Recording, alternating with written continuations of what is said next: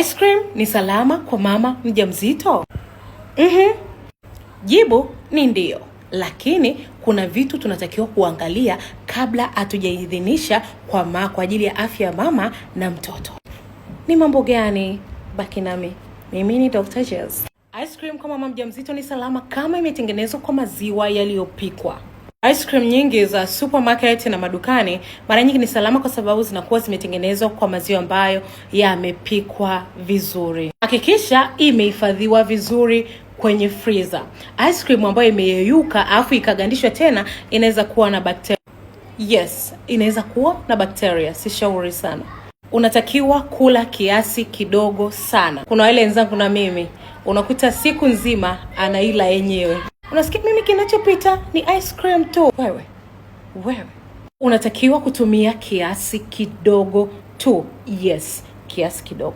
Ina faida ndogo. Kwa mfano ina calcium ambayo inaweza kupunguza kichefuchefu kwa baadhi ya kina mama, sio akina mama wote. Ndio maana kuna watu wanasema mimi nikitumia sipati kichefu. Yes, kwa sababu ina uwezo wa kupunguza. Ile calcium ambayo ipo inaweza kidogo ikapunguza kichefuchefu, lakini sio kwa mama wote. Lakini pia ina energy ya haraka. Yaani unapoitumia unaweza kupata nguvu kwa haraka. Ndio maana mtu anasema nilikuwa nimelegea nikatumia ice cream nimekuwa sawa. Yes, kwa sababu inaweza kukupa energy ya haraka. Lakini hata kama inakupa hivyo vitu vyote haimaanishi kwamba uitumie kwa wingi. Hapana. Kuwa makini sana unapotumia ice cream kwa sababu mara nyingi kwa mama mjamzito kutumia ice cream ambayo maziwa hayajachemshwa vizuri inaweza ikaleta shida, maana maziwa yanaweza kuwa na bakteria ikaleta shida kwa mama. Lakini pia kama una kisukari wakati wa ujauzito, gestational diabetics, unatakiwa kuacha kabisa, usitumie. Tumia kwa ushauri wa daktari. Inaweza kuleta ongezeko kupita kiasi, ukawa na uzito kupita kiasi. Kwa hiyo please tumia kidogo sana na sio lazima.